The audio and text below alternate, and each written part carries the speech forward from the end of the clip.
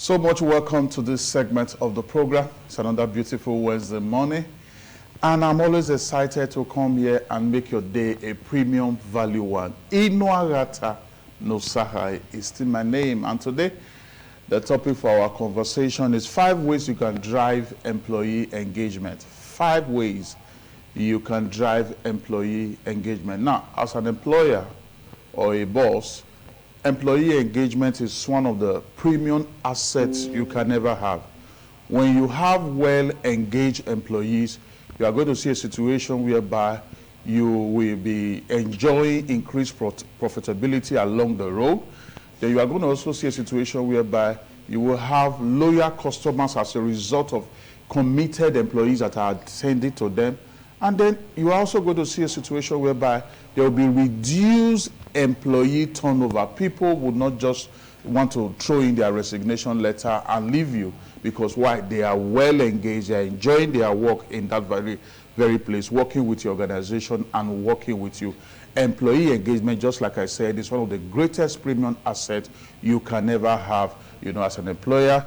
It's one of the premium assets you can ever have as a boss. It's one of the amazing, premium assets you can ever have as a general manager or as a manager, as the case may be. This is very important. Now, the number one, employee engagement. First of all, employee engagement is when you have employees that have this heartfelt commitment and dedication to doing their job. Now, they don't just clock in early. Now, they come in on time, they clock in early, and it further transcends and goes into, them having this love for the job. They have this passion for the job. And the number one employee way you can drive employee engagement is for you to promote team culture. Promote team culture as an employee, as an employer, or as a boss. Now, team culture must begin with leadership. Leadership needs to exemplify team culture so that other team members can emulate it. They can replicate the same behavior. This is very important. When there is no collaboration in leadership, there is no way there will be collaboration, amongst other team members of the system. When there is collaboration in leadership, what that means is that, it is painting to all the other team members that this is one big family. And these other team members will want to give their best to see that the family succeed. This is very important. That is one strategic way that you can drive employee engagement, by promoting team culture. And remember, team culture begins with leadership. Leadership must exemplify team behavior. Leadership must exemplify team culture for the other team members, to, also replicate in the system, to emulate. Then the second way you can drive employee engagement in the team is to make job resources and work tools available. Make job resources and work tools available. Now, from whom much is expected, much should be given. I want to repeat that. From whom much is expected, much should be given. You see, there are employees in organization, in the work environment, that are ready to work. They want to give their best to the system. But these employees can get demotivated when work tools and work resources are not sufficient, or when they are not available. This is very common in our work environment. Remember what I said. I said, from whom much is expected, much should be given. If you want your people to deliver premium value, it is key you make resources available to them. It is key you make work tools available to them, so that these people can be well engaged to deliver on expectation. This is very, very important. The third way you can drive employee engagement is for you to provide growth opportunity. Provide growth opportunity. Now, it is not to your best interest as an employer or as a manager, as a boss, when your employees start getting into this internal dialogue of asking themselves some questions like, what am I doing here? Why am I still here? Why am I working in this place?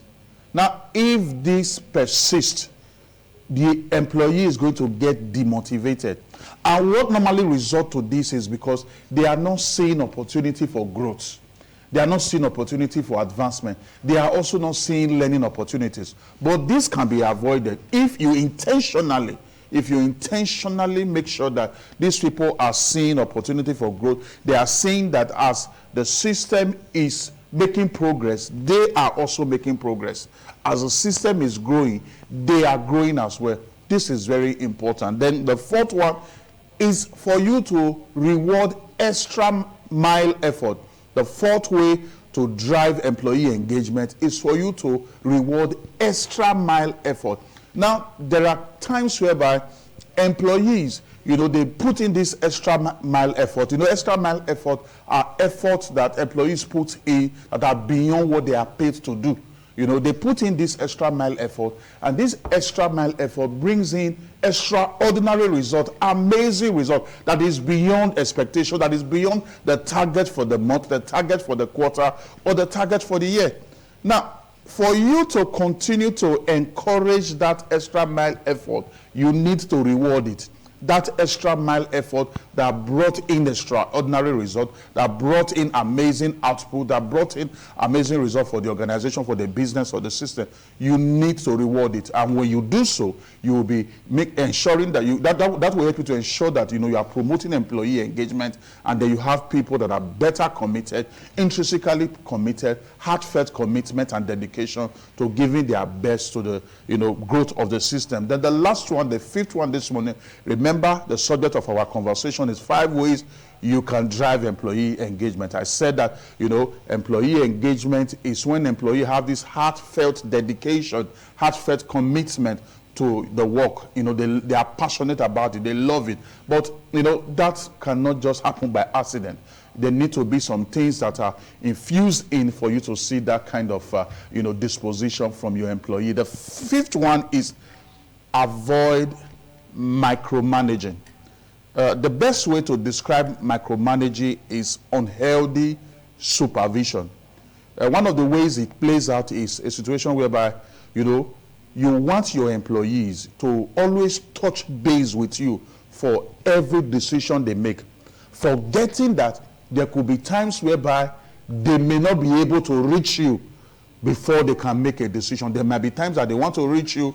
Probably you are in another meeting somewhere, attending to other issues, and they are not able to reach you. And urgent decision need to be made concerning some very serious issue in the business, concerning some very, serious issue in the organization.